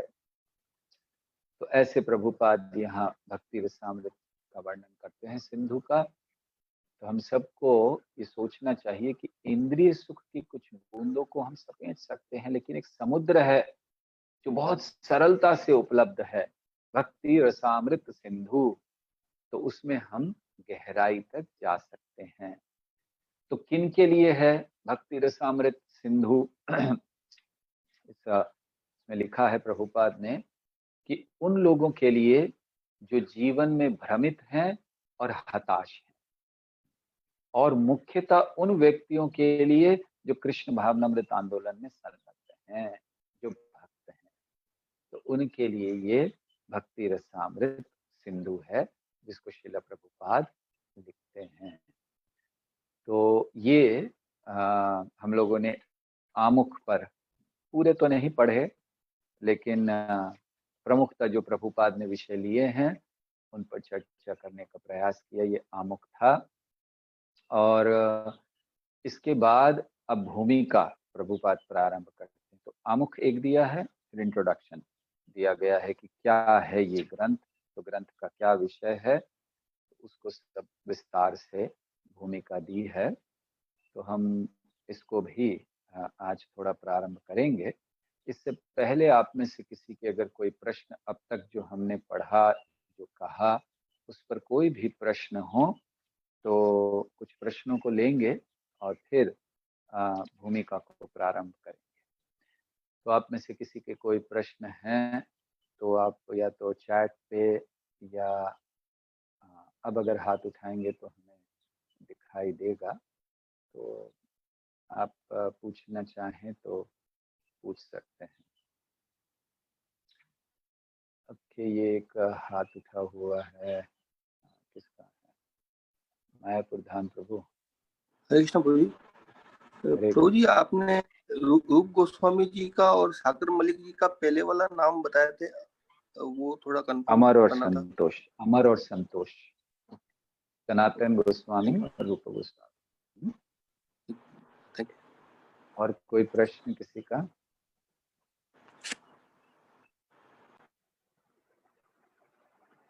किसी का हाथ तो नहीं दिख रहा है, तो हरे कृष्ण प्रभु जी। ये आकाशवाणी कहाँ से हो रही है? हरे कृष्णा। ओके, हाँ हाँ, यस मैम। हाँ प्रभु जी, आपने कहा जैसे कि प्रेम में पूर्णता नहीं है, वो बढ़ता ही जाता है। तो पर प्रेम में तो पूर्णता हुई ना, हमें कृष्ण के पास जाके तो हम पूर्ण हो ही जाते हैं ना, प्रेम वो पूर्ण हो ही जाता है ना। हाँ जी, लेकिन ये पूर्णता ऐसी है कि वो रुकता नहीं है, बढ़ता जाता है। आनंदाम बुद्धि वर्धनम, वर्धनम मतलब बढ़ता जाता है प्रतिपदम। तो पूर्णता हो जाने का अर्थ क्या है कि इसके आगे और हम किसी को ढूंढते नहीं हैं आनंद के लिए, लेकिन ये आनंद ही ऐसा है कि वो वहां नहीं रुक जाता। क्योंकि अगर समझिए रुक जाता तो हो सकता है हम और किसी की कामना करते, लेकिन ये ऐसा है कि बढ़ता जाता है, फिर वो रुकता नहीं है। एक बार बस कृष्ण पर आ गया तो आनंद बढ़ता है, आनंद का स्रोत फिक्स हो जाता है। मतलब आनंद कृष्ण से मिलेगा, बस वो फिक्स हो गया, लेकिन आनंद बढ़ता जाता है। ठीक है माता जी?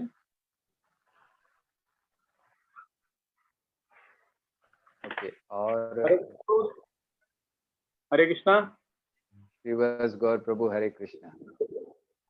तो आपने कहा था भक्ति में गन्ने को चूसने का एग्जाम्पल बताया आपने, तो ये तो भौतिक नहीं हुआ? जैसे भौतिक उदाहरणों से हम लोग आध्यात्मिक चीजों को समझने का प्रयास करते हैं। अगर भौतिक उदाहरण नहीं होंगे तो कैसे आध्यात्मिक चीजों को समझेंगे? जैसे बताया जाता है कि श्री कृष्ण का वर्ण घनश्याम, घने बादल की तरह है। बादल तो भौतिक है, लेकिन उसका उपयोग किया जाता है समझाने के लिए आध्यात्मिक चीजों को। तो गन्ने का रस, दोनों, गन्ने का जो उदाहरण है दोनों के लिए आता है। जैसे भौतिक रस के लिए आता है कि हम चबाते रहें, चबाए चबाए फिर उसमें कुछ नहीं रह जाता है, वो रस चला जाता है। तो भक्ति के लिए किया कि जैसे ही गन्ने को कहीं से भी आप चबाएं तो वो मिठास देता है। तो उस दृष्टि से भक्ति के लिए बताया गया। ठीक है, थैंक यू, धन्यवाद। और किसी का प्रश्न या भूमिका की ओर बढ़े? ओके, यहाँ चैट में एक दो प्रश्न हैं। एक प्रश्न है कि आपने कहा कि जीव गोस्वामी ने चेतावनी दी है कि केवल भक्त को ही ये ग्रंथ पढ़ना चाहिए, ये बुक रीड करनी। तो हम कैसे समझें कि हम इसे रीड कर सकते हैं? हमने ये नहीं कहा कि भक्त को ही पढ़ना चाहिए।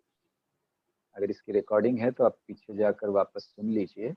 हमने ये कहा कि भक्ति प्राप्त करने के लिए इसको पढ़ना चाहिए, कि अगर कोई भक्ति प्राप्त करने के उद्देश्य के अलावा इसको पढ़ता है तो उसको श्राप मिलेगा। तो इसलिए हम सबको भक्ति प्राप्त करनी है, इसलिए हमें अनुमति है पढ़ने की, हम पढ़ सकते हरे कृष्णा। और एक प्रश्न है, हरे कृष्णा प्रभु जी, दंडवत प्रणाम। ये प्रभु जी जो कहाँ से लास्ट में आकाशवाणियां आती हैं, पहले ये बताइए। कोई दिख नहीं रहे हैं ना? अच्छा स्मिता ठीक है, राधिका। यस माता जी बोलिए। प्रभु जी आपने बताया कि भक्ति रसामृत सिंधु उन लोगों के लिए है जो जीवन में भ्रमित और हताश है। राइट, और हमने पहले पढ़ा था कि भक्ति रसामृत सिंधु भक्तों के लिए है जो ऑलरेडी भक्ति में प्रवेश कर गए, मतलब हमने कृष्ण दोनों लिखे भावनामृत। थे। हाँ अगर आप देखें तो दोनों लिखे हुए थे हाँ हाँ। तो स्लाइड में। जो भक्ति में है ऑलरेडी वो भ्रमित और हताश होंगे? नहीं, ये उन लोगों के लिए है भक्ति रसामृत सिंधु जो आध्यात्मिकता के मार्ग पर भ्रमित और हताश है, जो प्राप्त करना चाहते हैं भगवान को, लेकिन उन्हें मार्ग नहीं पता, भ्रमित है और बार बार उन्होंने ढूंढ लिया लेकिन हताश हो चुके हैं। और उन्होंने प्राय इस स्तर पे आ गए कि हम छोड़ देते हैं, भगवान मिलने वाले हैं नहीं, ये भक्ति भक्ति कुछ ठीक नहीं है, तो हताश हो चुके हैं और भ्रमित हो चुके हैं। क्योंकि कई सारी पूतनाओं ने उनकी जो भक्ति वो प्रारंभ करना चाहते थे उसका नाश कर दिया। मतलब कई ऐसे लोगों से मिल चुके हैं जिन्होंने सही भक्ति प्रदान नहीं, तो इसलिए भ्रमित हैं और हताश हैं, पाना चाहते हैं भगवान को लेकिन जानते नहीं, तो उनके लिए मार्ग दिखाएगा। और दूसरा हम लोगों के लिए जो कृष्ण भावनामृत में लगे हैं या भक्तों के लिए, क्योंकि ये भक्ति करने की सही विधि को हमें बताएगा, भक्ति के सही उद्देश्य को हमें बताएगा, साथ ही साथ क्या प्रक्रियाएं हैं भक्ति की उसे हमें बताएगा, और शुद्ध भक्ति क्या है, केवल भक्ति ना करें, शुद्ध भक्ति के स्तर तक हमें उठाएगा। ठीक है जी प्रभु जी, thank you. Hare Krishna. Okay, और कोई प्रश्न है किसी के? यहाँ चैट में एक प्रश्न है, भौतिक सुख की तुलना खीर से की गई है, खीर जिसमें पत्थर डाल दिया गया हो। अच्छा, और सही में तो ऐसा कोई सुख नहीं है, लेकिन भक्ति रसामृत सिंधु में कहा गया है कि कुछ रस है भौतिक जगत में, तो क्या है इसको समझाइए। ऐसा भी कहा गया है कि सच्चा सुख इस जगत में नहीं है, लेकिन दो सुखों के बीच में जो समय होता है उसको आनंद कहा गया। यस, जो सब आपने लिखा वो सब सही है।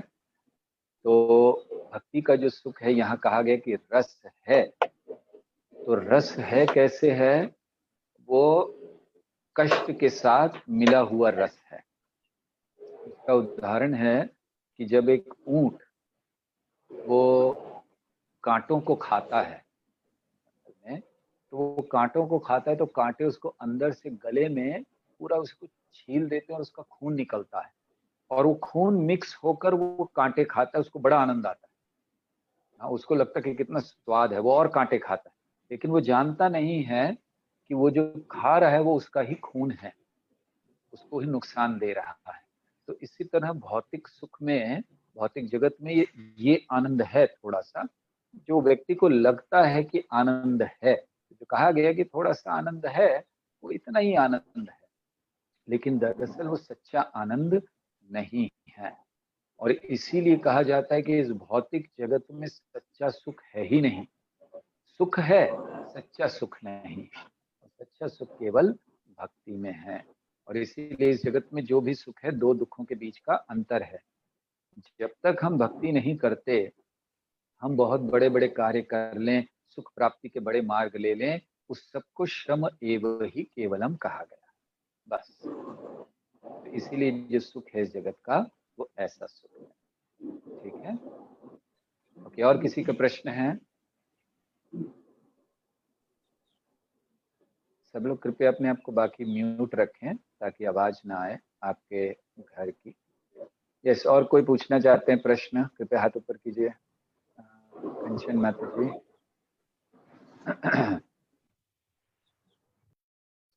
अनम्यूट कीजिए माता जी बोलने से पहले आप।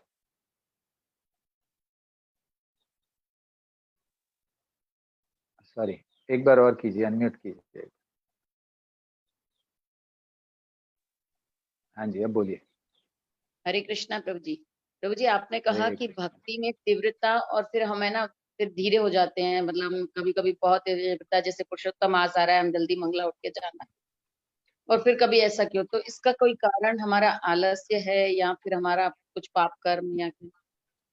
अभी तक हमने भक्ति के रस का आस्वादन नहीं किया, एक ही कारण है, क्योंकि जिस दिन भक्ति के रस का आस्वादन हो जाएगा उस दिन चिंता नहीं होगी। प्रभुपाद जी अपने एक प्रवचन में कहते हैं कब उठना चाहिए, तो ऐसे प्रभुपाद कह रहे हैं बड़ी सरलता से, हम सुन रहे थे, और प्रभुपाद बड़ी सरलता से कहते हैं कि देखिए आप लोग कितनी देर तक सोते रहते हैं, लोग दोपहर दोपहर तक सोते हैं, तो सोना तो ठीक है लेकिन जल्दी उठना चाहिए, 2 बजे उठ जाना चाहिए।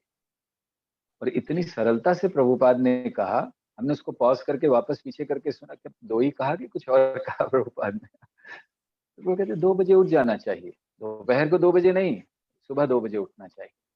ये उनके प्रवचन में प्रभुपाद ने कहा है।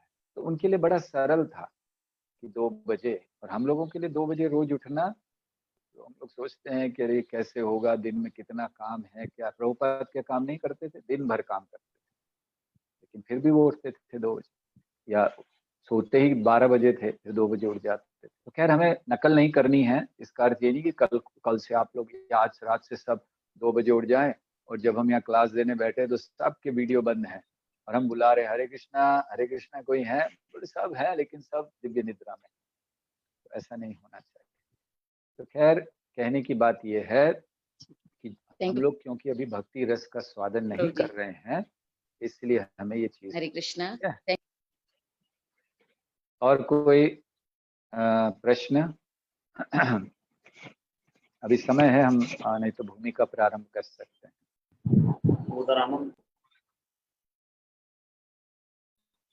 ओके ठीक है, तो आगे चलें। अगर आप लोगों का किसी का कोई प्रश्न ना हो तो। प्रभु जी, हरे कृष्णा प्रभु जी। हरे कृष्णा प्रभु जी, मैं कविता हूँ, दिल्ली से बात कर रही हूँ। मैंने अभी जस्ट आपका ज्वाइन करा था थोड़ी देर पहले। मेरा एक प्रश्न है प्रभु जी। जैसे हमारे कर्म है, मुझे अभी 5 महीने ही भक्ति में आए हुए हैं। 5 महीने से ही मैंने शुरू करा है कृष्ण की पूजा करना, माला जाप करना। तो उससे पहले जो हमारे कर्म हुए हैं, तो उनकी माफी हमें मिलेगी या उनका क्या हमारा हिसाब किताब रहेगा? आपकी क्या इच्छा है? आप माफी चाहते हो? आप माफी चाहते हो या नहीं चाहते? आपकी क्या इच्छा? नहीं, बिल्कुल प्रभु जी, माफी तो चाहेंगे, क्योंकि हमने अनजाने में भी जानबूझकर बहुत सारे ऐसे कर्म कर रखे हैं कि हमें पता नहीं है कि हमने क्या क्या करा हुआ है, क्योंकि हमें नॉलेज भी नहीं थी, ज्ञान भी नहीं था। श्री कृष्ण ये भावग्राही जनार्दन है।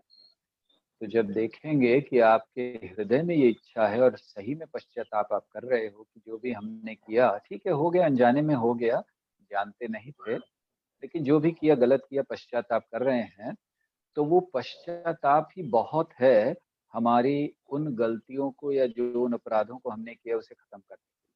अगर हमें ये हृदय से पश्चाताप हो जाए कि हमने बहुत गलत किया, वो बहुत है। भक्ति इसकी आवश्यकता ही नहीं है। कृष्ण तक पहुंचना और कृष्ण इसको दूर करना, ये तो बहुत बड़ी बात है। अगर आप कृष्ण भक्ति में आकर केवल पश्चाताप कर लेते हैं कि जो भी हमने किया पूर्व में वो बहुत गलत था, अनजाने में, अज्ञान में हो गया, प्रयास करेंगे आगे से कभी ना हो, आपके पाप वैसे ही। ये कृष्ण भक्ति और ये भगवान के नाम लेने का महत्व है। ठीक है, धन्यवाद प्रभु जी। ये शंका मेरे मन में काफी टाइम से थी। ये बात हम हर किसी से भी डिस्कस नहीं कर सकते, तो ये शंका मैं दूर करना चाह रही थी। हालांकि इससे मेरे कर्मों में नहीं आ रखा, जो मैंने अब 6 महीने से 5 महीने से शुरू कर रखा है, उससे मैंने ये स्वीकार कर रखा था कि प्रभु जी अगर मुझसे कोई गलती हुई है, श्री कृष्ण अगर मुझसे गलती हुई है, तो उस सजा के लिए मैं बिल्कुल तैयार हूँ। मैं उस सजा को भोगने के लिए तैयार हूँ। सजा केवल इतनी है कि आप नियम से जप कीजिए और उसको सजा मानकर मत कीजिए, कृपा मानकर कीजिए। नहीं, वो तो जो नियम पालन कर रही हूँ, हाँ, उसमें तो सजा नहीं मान रही मैं, लेकिन एक मन में थोड़ा सा शंका था, वो जो आपने दूर करा। धन्यवाद, बहुत बहुत सारे संशय दूर करके भक्ति कर लीजिए। हरे कृष्ण। हरे कृष्ण प्रभु जी। और कोई कुछ कहना चाहें इससे पहले कि आगे बढ़ें? सूरत किरण माता जी कुछ कहना चाहते हैं? अनम्यूट कीजिए मत। हरे कृष्णा प्रभु जी। प्रभु जी, ये भक्ति रस की, हरे कृष्णा, ये भक्ति रस की विभिन्न प्रवृत्तियां में जो फोर्थ है, मुक्त भावना उत्पन्न करता है प्रभु जी, वो समझ में नहीं आ रहा है। मुक्ति के लिए वहां पर हरे कृष्णा, आवाज आ रही है आपको? हाँ हाँ, अब आ रही है प्रभु जी। हाँ, प्रभु जी, मुक्त भावना उत्पन्न करता है। मुक्त नहीं, मुक्ति की भावना, मुक्ति भावना। तो आपका प्रश्न मुक्त भावना न करता, मुक्त नहीं, मुक्ति की भावना को प्रकट करता है। मतलब इस जगत से ये जो कष्ट इत्यादि हैं, ये भौतिक रस है, इसको त्याग कर सही रस में प्रवेश करने की भावना को स्थापित करता है। ठीक है, तो मुक्ति शब्द है, मुक्त नहीं है। अगर वहां पर शायद मुक्त लिखा हो तो ठीक कर लीजिए, वो मुक्ति। और किसी का कोई प्रश्न है?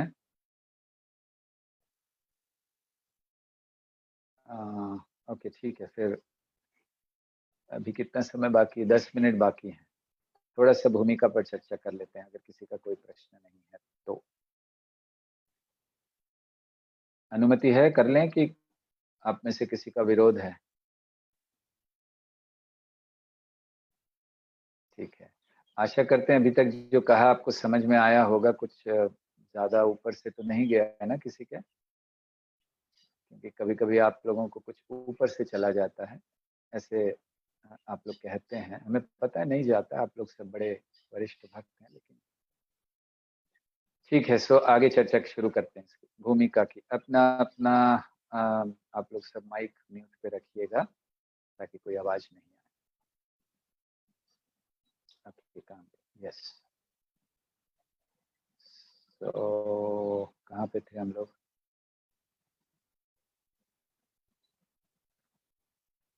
ओके, भूमिका की चर्चा करेंगे। सो आप सबको दिख रहा है यहाँ पे स्क्रीन पे आपके?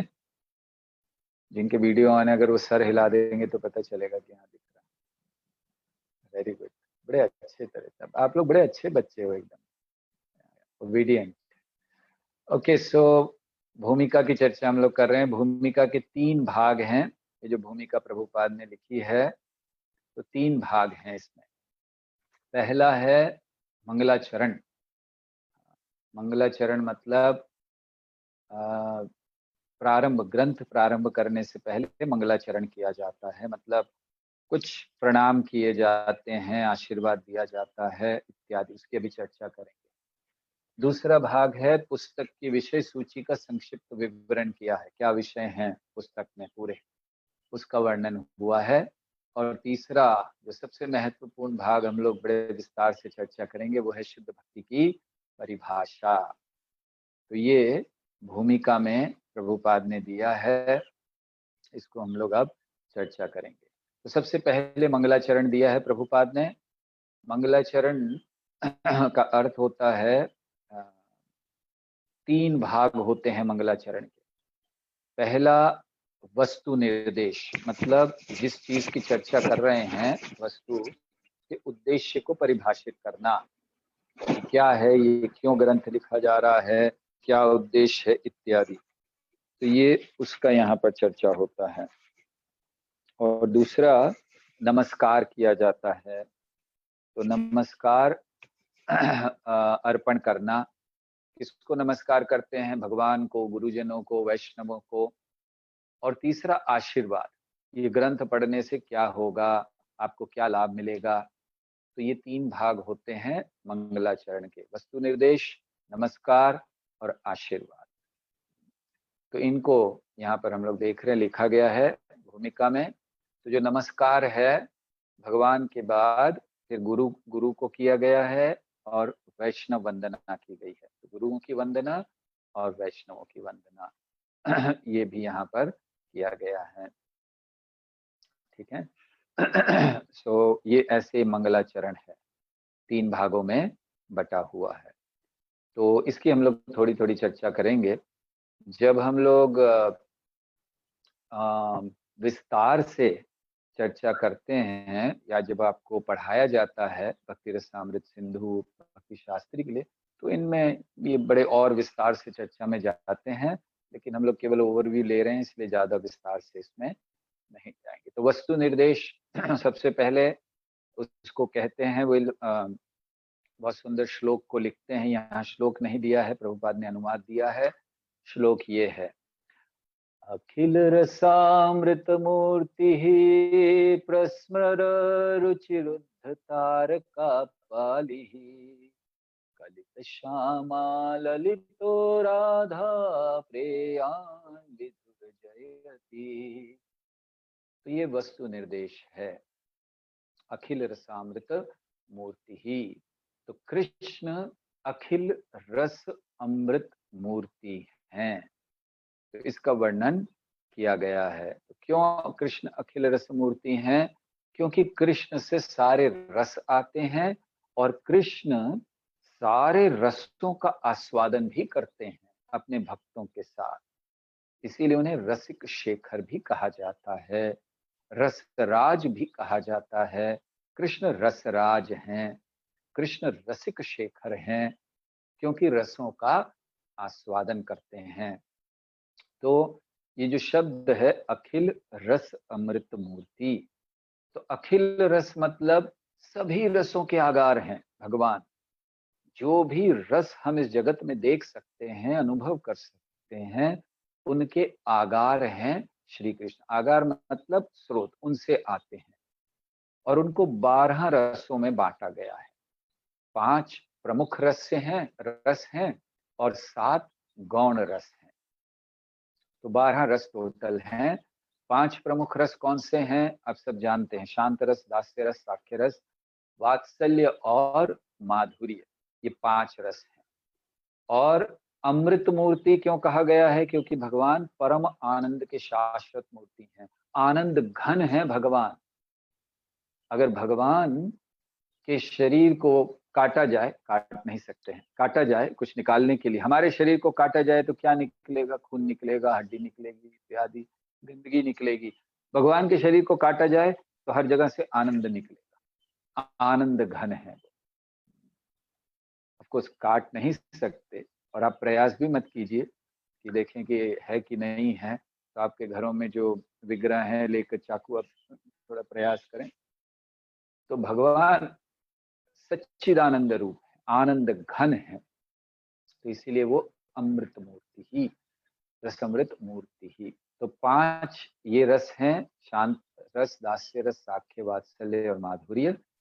इनकी हम चर्चा आगे आने वाले अध्यायों में करेंगे। और 7 गौण रस हैं, हास्य रस, करुणा रस, वीर रस, विभत्स रस, रौद्र रस, अद्भुत रस और भयानक रस। ये 7 गौण रस हैं। इनके भेद को संक्षेप में कहते हैं, आगे समझाएंगे विस्तार से। ये प्रमुख रसों और गौण रसों में क्या भेद होता है? जो 5 रस हैं पहले जिसका हमने वर्णन किया, तो वो यहाँ जो आप नीचे देख रहे हैं 5 रस, तो इन रसों में जीव का भगवान से संबंध होता है। केवल इन्हीं 5 रसों में संबंध हो सकता है। कोई शांत रस में भगवान से जुड़ा होगा, कोई दास्य रस में, कोई साख्य में, कोई वात्सल्य में और कोई माधुर्य में। और इन्हें स्थायी रस कहा जाता है। स्थायी मतलब ये कभी बदलते नहीं, ये ऐसे ही रहते हैं। तो फिर ये 7 रस और क्या हैं? ये संचारी रस कहलाते हैं, आते जाते रहते हैं। जैसे वीर रस। अब अगर हम भीष्म देव का उदाहरण लें, आपको इन दोनों रसों को समझाते हैं। भीष्म देव का उदाहरण लें तो भीष्म देव का संबंध भगवान से दास्य रस में है, लेकिन जब युद्ध हो रहा है तो वीर रस में आस्वादन हो रहा है। भीष्म देव तीर चला रहे हैं, कृष्ण को भी लग रहा है, तो ये सब वीर रस। कृष्ण गुस्से में आकर भीष्म की ओर भाग रहे हैं, पहिया उठा करके, हंतायम, मार दूंगा। ये वीर रस का आस्वादन। तो ये स्थायी नहीं है, हर समय नहीं है। अगर हर समय होता तो जिस समय भीष्म देव बाणों की शैया पर लेटे हुए हैं और कृष्ण आते हैं तो भीष्म सोचते 1-2 तीर निकाल कर और अभी फेंक दो इनके ऊपर, वीर रस का आस्वादन करें। नहीं, तब उन्होंने प्रणाम किया, प्रार्थनाएं अर्पण की, दास्य रस में। या युद्ध के पहले भी जब भी मिलते थे, प्रणाम करते थे भीष्म देव, प्रार्थनाएं करते थे, भगवान के रूप में घोषित करते थे। तो इसीलिए स्थायी रस और संचारी रस। स्थायी रस 5 हैं, संचारी रस ये 7 हैं जो आते जाते हैं, मतलब भगवान की लीला में आस्वादन बढ़ाने के लिए। जैसे ग्वाल बाल हैं, उनके साथ हंसी मजाक करते हैं, वो हास्य रस है। लेकिन ग्वाल बालों का भगवान से साख्य रस में संबंध है। तो ऐसे अलग अलग ये रस होते हैं। तो ये रसों का वर्णन किया गया इसमें, इस श्लोक में। और 3 प्रकार की गोपियों का वर्णन हुआ है। प्रधान गोपियों का 3 श्रेणियों का वर्णन हुआ है। अगर जैसे आप श्लोक देखें, अगर हमने जो श्लोक वहां पे लिखा था, तो श्लोक में था रुद्ध तारकः पाली कलित श्यामा ललितो राधा प्रयाण विधुजयति। तो इसको समझाया है इस तरह से। ये कौन लाइन ऐसे ला रहे हैं, थोड़ा सा वो उसको बंद करना चाहिए। मेरे ख्याल से हम लोगों ने बंद नहीं किया। ये कोई भी बीच में लाइन नहीं करें आप लोग सब। हमें तो लगा था कि सब वरिष्ठ भक्त हैं, इसलिए हमने उसको चेंज नहीं किया। तो ये बीच का कृपया उसको ऐसा ना किया कीजिए, नहीं तो हमें उसको बदलना पड़ेगा। ठीक है, अभी समय हो गया, कल बदल देंगे। तो 7 ये जो रस हैं, तो इनमें ये वर्णन अब 3 प्रकार की गोपियों का है, बस इसको कह के रुकेंगे। प्रधान गोपियों की 3 श्रेणियों का वर्णन किया, तारक पालिका का नाम दिया, तारका और पालिका। ये कनिष्ठ स्तर की गोपियां हैं, प्रधान गोपियों में कनिष्ठ स्तर। तो तारका पालिका ये क्या करती हैं, इनको श्री कृष्ण नियंत्रण करते हैं, तो इसीलिए ये कनिष्ठ मानी गई हैं। मध्य स्तर की श्यामला ललिता जो वर्णन किया गया उस श्लोक में, तो वो मध्य स्तर की गोपियां हैं, तो कृष्ण उनको अपने समान मानते हैं। और फिर श्रीमती राधा रानी का वर्णन किया गया, और क्या कहा गया श्रीमती राधा रानी का वर्णन करते हुए कि वो आनंद देती हैं कृष्ण को, लेकिन वो कृष्ण को नियंत्रण करती हैं। तो इन तीनों श्रेणियों में भेद क्या है?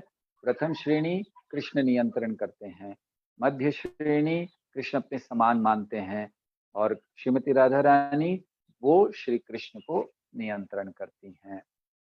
तो ऐसे इन 3 गोपियों की श्रेणी का वर्णन किया गया है, और उसके आगे भक्तों का वर्णन प्रभुपाद करते हैं। इसको हम कल चर्चा करेंगे, क्योंकि समय हो चुका है, और आप सब जानते हैं कि हमें अच्छा लगता है समय पर प्रारंभ करना और समय पर समाप्त करना। तो बहुत बहुत धन्यवाद आप सबका, बड़ा अच्छा लगा आप सबके बीच फिर से एक बार आकर। तो कल सुबह ठीक 8 बजे इसको और आगे बढ़ाएंगे, और आशा करते हैं कि आप सबकी सेवा कुछ हम कर पाए। और भक्ति रसामृत सिंधु आगे भी ग्रंथ बहुत अच्छा है, बड़ा रुचिकर है, बहुत आनंद आएगा इस ग्रंथ में, और आप लोग तो इस आनंद को दोबारा ले रहे हैं। देखिए प्रमाण है, अगर आपको आनंद नहीं आया होता तो दोबारा नहीं लेते आप इसको। इसलिए बहुत बहुत धन्यवाद आप सबका। ओके, इससे पहले कि समाप्त करें, कोई कुछ कहना चाहते हैं? कोई प्रश्न, कोई जिज्ञासा, कोई कमेंट्स, कोई विरोध? राधा चरण प्रभु हैं या वो कहीं गए हुए हैं? अगर राधा चरण प्रभु हैं सो ही कैन से समथिंग कि क्या करना है। आई थिंक शायद नहीं है प्रभु जी। ओके, और कौन कोऑर्डिनेटर कौन है यहाँ पर इस समय? ओह, गौरंग प्रिय प्रभु, यस आप दिखे प्रभु जी, आपकी आपकी आवाज आवाज नहीं आ रही है, आपका वो स्पीकर हटाना पड़ेगा आपको।